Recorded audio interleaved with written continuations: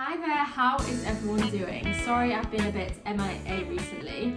It has been a crazy couple of weeks here in the UK with the government announcing a further reduction in guests allowed to attend a wedding. So it's gone down from 30 to 15 for the foreseeable, and they have more or less given us a 6-month roadmap for this. Obviously, as a worst case scenario, and fingers crossed it does get better, but at least we've got some sort of roadmap. But with that, there has been a lot of different rearranging going on. So I've had loads of different messages in my Instagram saying, couples asking essentially, what are my brides and grooms doing for 2021? So I wanted to jump on here and discuss everything I've been speaking to them about, as hopefully it can offer some clarity. So I'm going to talk about the 3 different routes which my brides and grooms have been taking. Now, before I jump in, I'd like to ask you to please subscribe to my channel so you can keep on top of my weekly videos. So the first route that my couples are taking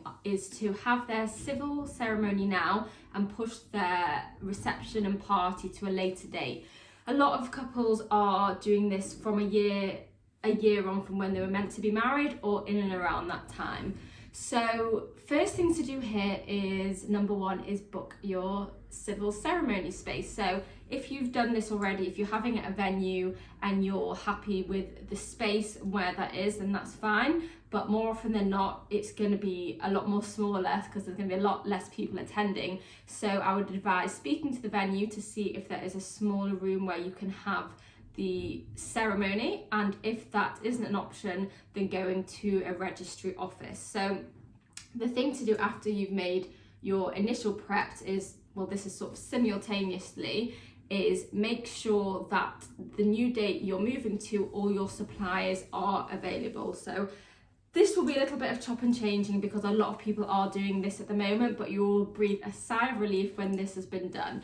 Now, when you've checked availability, you have to go through the boring paperwork to make sure that you aren't burnt later on down the line. So check that there are no additional costs to move the date with your suppliers. That's number 1. And also what I advise is, with every contract now, is make sure there's a postponement clause in the contract that should you have to move the event again due to the pandemic, then you are able to do so. Now, this requires a bit more time, it's a bit more back and forth, but it will provide you protection for next year. So apart from getting all the suppliers in line, it is making sure all your guests are aware of the next date. Now, I wouldn't advise sending out new invitations because, as you know, and as we all know, there is so much chop and changing, but maybe just a PDF or a save the date, a digital one, just let them know to hold the future date. So the second route that my brides and grooms are taking for next year is to push everything out later into 2021. So that's essentially the civil ceremony, the religious ceremony, the reception, the dinner, the dancing, everything. So I would advise moving it definitely to the second half of next year. To me, if you are wanting to have a big wedding, this is going to be incredibly unlikely in the first half of next year. So push it out to as late as next year as possible. So with this option, similar to the option before, it's to make sure all the suppliers, make sure the venue's available, notify all your guests, and just make sure that the paperwork is all in place. I can't emphasize enough how important it is at the moment to be protected. So yes, it's very similar to the option before. Now, the third route that my couples are going down is to go ahead with their wedding regardless. This is regardless of how many people they will be allowed to have at their wedding next year, whether this is 50, whether this is 30, whether that's 50, they are going ahead regardless. Now, the couples that are doing this are the couples that have moved their weddings multiple times and they just don't want the anxiety of doing that again, which is totally understandable.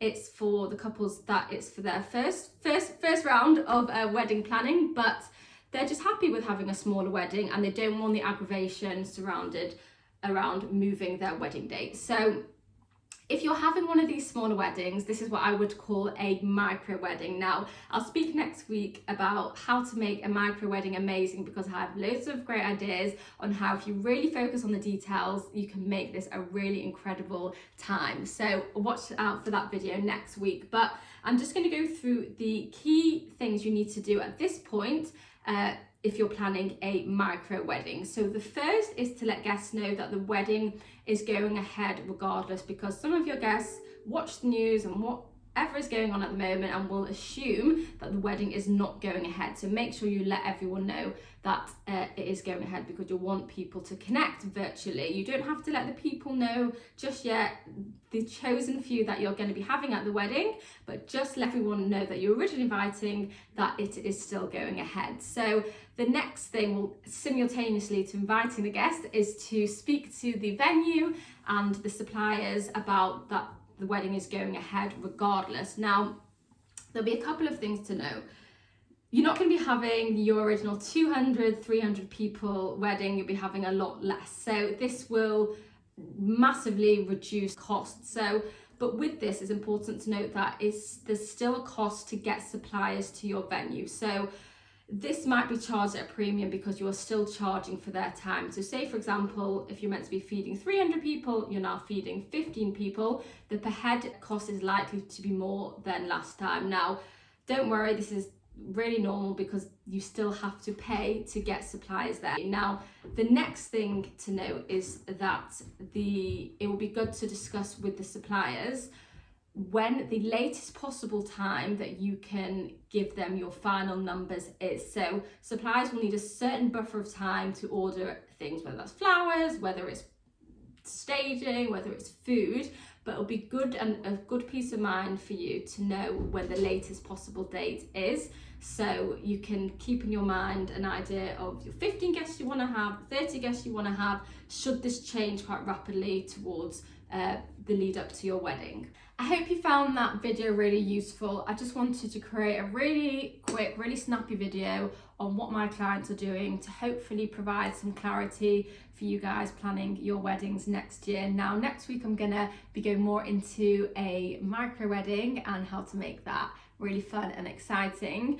But for now, I'd like to ask you to please subscribe to my channel for some more weekly videos, and I look forward to seeing you on the next one for some wedding related content. Look after yourselves. Mwah.